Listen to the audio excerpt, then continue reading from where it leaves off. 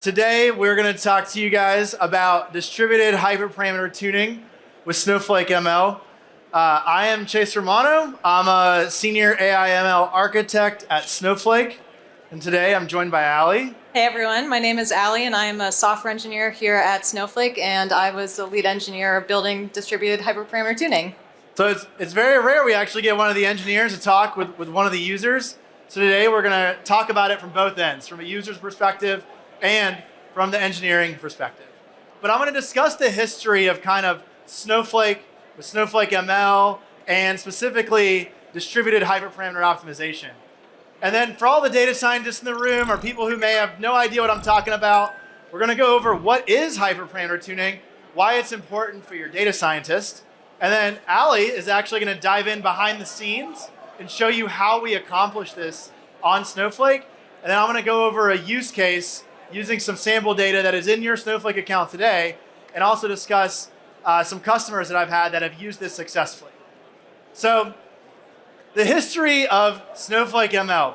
I've been at Snowflake a little over 3 years, and when I joined, and I was data scientist before, we weren't even able to run Python in Snowflake. And I was like, okay, this is cool. You know, I was data scientist, came to Snowflake, loved the platform. It was like, it'd be really cool if I could actually train models rather than just doing everything somewhere else. Well, in November of 2021, we introduced Snowpark for Python, which to me as data scientist was one of the best days of my career at Snowflake. And then we actually released it in November 2022. Then I started working with customers. And for those of you that played around in the early days, when you trained a model, it didn't matter if you used an extra small warehouse or a large. It didn't get any faster. You were just burning credits for no reason because everything was single node. So I wanted to teach my customers there's got to be a better way because hyperparameter tuning is dependent. Why can't we do this synchronously and get this running a lot faster? There's a lot of compute we're not leveraging on these single node machines when we could be using multi-node machines. So this is when Allie came to me and my team and said, hey, look, we are actually, on the product side, going to work on a distributed hyperparameter optimization technique where the users are not going to have to write a custom UDTF. They're not going to have to do all this crazy, hacky methods in order to get distributed hyperparameter optimization done. And in January of this year, her team graciously released distributed hyperparameter optimization. And in just a few lines of code, you can distribute your training across multiple nodes and threads across the warehouses, and Allie is going to talk about that in a little bit. I'm not proud of it, but on the left, I'm a little proud. It's kind of half and half. This is how I was teaching customers how to do distributed hyperparameter optimization just 12 months ago. All of that code. I had to teach them what a UDTF was, which is a little bit more of an advanced method in Snowflake. I then had to teach them how to leverage that, make sure that we distribute each combination of hyperparameters to run its model individually, so that way we could run them at the same time, and we had to write all of that code. Allie's team came along and was like, hey, 17 lines, here you go. It's way better, and it's faster. So it was an amazing feat. I loved it. I have tons of customers using it now, and I just want everyone in the room to be aware of, like, literally in a 12-month process, it's a little bit less than that, our customers were able to go from running this crazy UDTF that I was doing to 17 lines that Allie's team has created. Now, what has made this all possible is Snowflake ML. And I just want to go over an overview of what Snowflake ML is. You not only can fine-tune Cortex models, you can build a classification model without writing any code. So you want to develop an XGBoost classifier, you can do it in a few clicks of a button as long as you know your training data and your response variable. Today, we're going to be focusing purely on the ML modeling piece. So again, notebooks, you're going to see that today. We have ML functions where you can forecast out of the box, our feature store, registry, all of the things that myself as a data scientist has been wanting Snowflake to get is now actually coming out of private preview, becoming GA, becoming public preview, and it's honestly the best time to be a data scientist as a Snowflake user. The two techniques that the team has come up with that are available to be used The first one is grid search. Now, before we had this technique, grid search was avoided a lot of the times because it's kind of a brute force technology where you're going through every single combination of hyperparameters. So if you have 5 hyperparameters and you have a couple on each line, it's going to blow up pretty dramatically. So you can see here, we've got our only 3 hyperparameters, but when we just add just a few of them, we've now got 40 combinations by 5-fold. It's 200 unique runs we have to do. Now, if you run all that in a stored procedure, that's 200 that have to run one by one by one by one, and it can just take a very long time if you have a large data set. So to avoid running every combination, some data scientists would use randomized search, and then therefore they would still be able to get pretty decent results by not looking at every single combination of hyperparameters. You can look at a specific random set, and therefore by using n-iter, you can choose, hey, I only want to look at 20 combinations or 30, not the all 60 or 80. Well, again, before this was available in Snowflake ML, you had to use a single node machine, and it could take a long time. And now I'm going to hand it off to Ali to talk about how this is working behind the scenes. Awesome. Thanks so much, Chase, for that background. Yeah, so I'm going to go in a little bit of details on how the distributed hyperparameter tuning actually works on Snowflake. And before I jump into those details, I want to go through a couple of those foundational pillars that Chase mentioned. So the first thing that we're building on top of is Snowpark. And what Snowpark is a set of libraries and APIs that allow users to run custom code and also interact with their data using Python and other programming languages.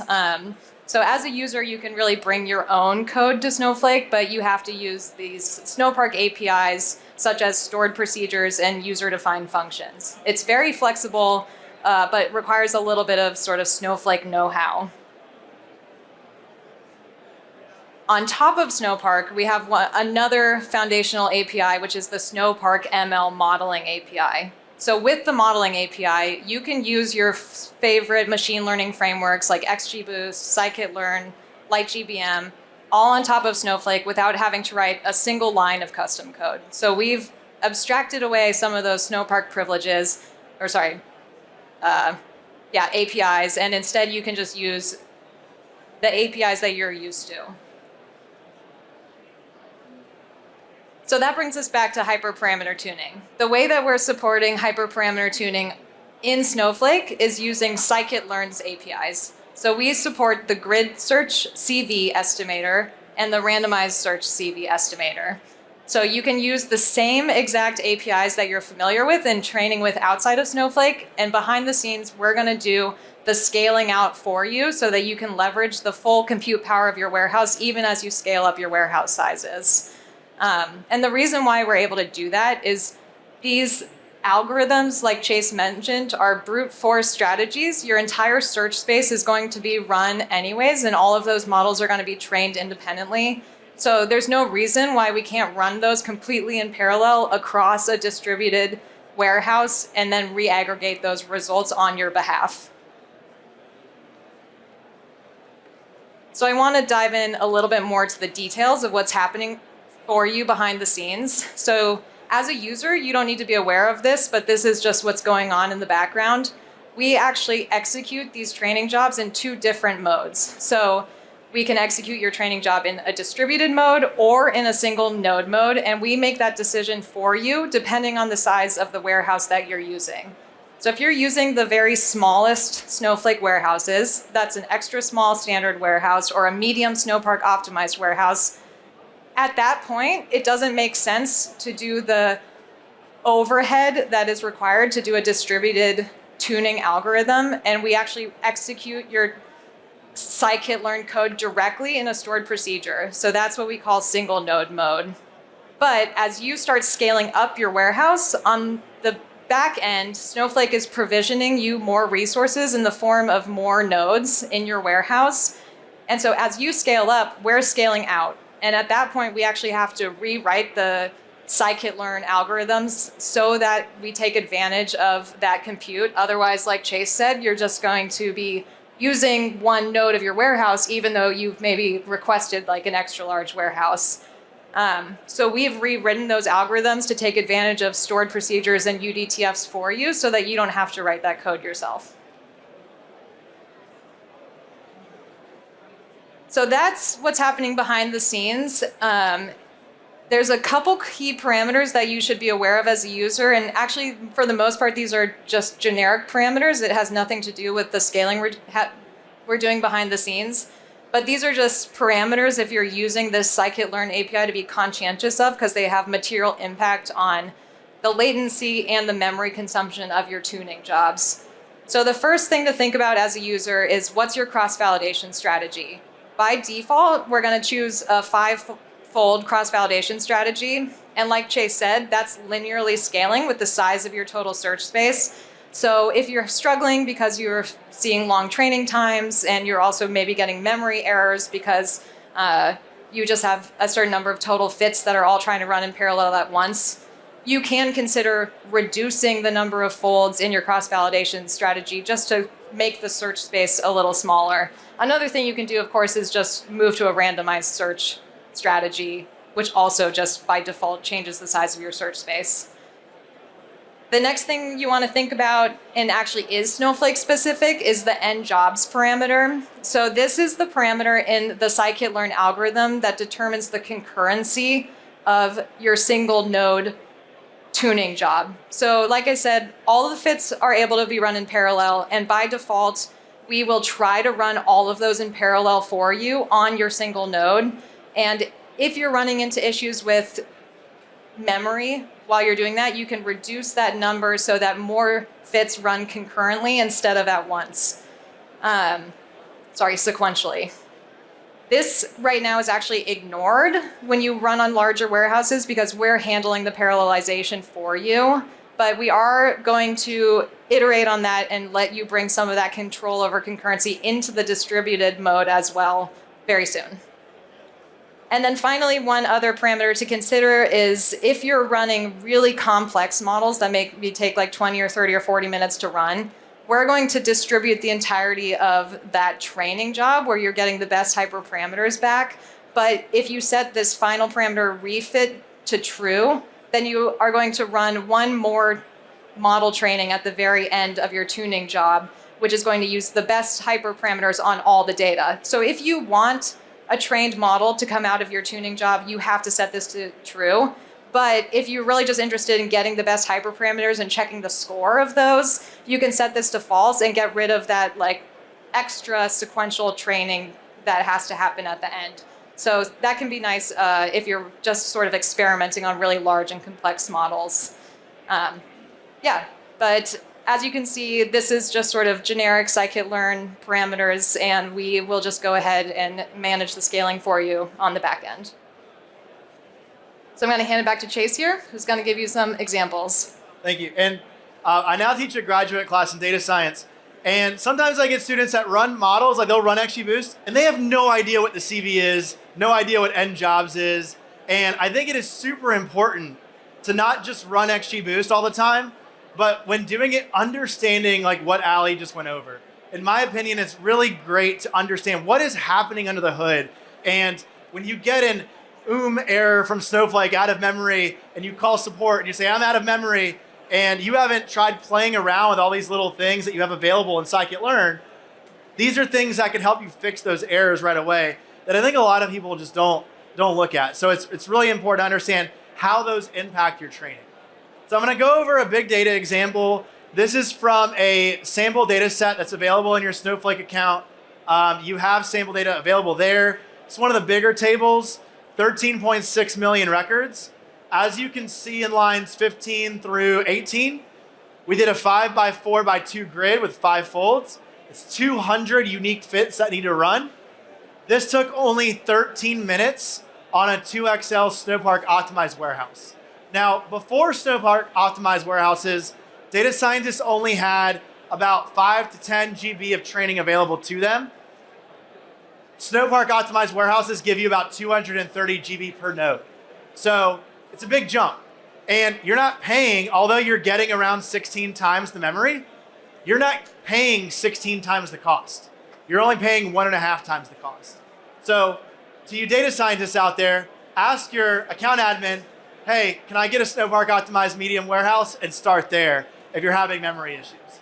And then if you want your hyperparameter tuning to go faster, this is where scaling up is going to make an impact. Whereas before, the technique that Ali and her team came up with, scaling up did nothing because we were bound to that single node operation inside of Snowflake. So here you can see we went from almost 40 minutes to that 13 minutes that you saw earlier, going from a medium to a 2XL. It's not always going to be a 2 times faster improvement, but you can see here it is going to be a somewhat of a dramatic improvement. Going from medium to 2XL, reduce our time by 67%. One of my customers, prior to using the technique that her team made, I think they got an 8 times performance increase in their training. So they were able to not, run their model, go to lunch, wait for it to run and come back. And as everyone in here probably knows, Snowflake, you get billed more the more time your warehouses are on, right? So being able to do training jobs faster is going to help keep those costs down. And again, balancing that cost and speed of what you need inside of Snowflake. And so that's all we have for you today. I hope that was interesting to the data scientists. Please go try it. That's it.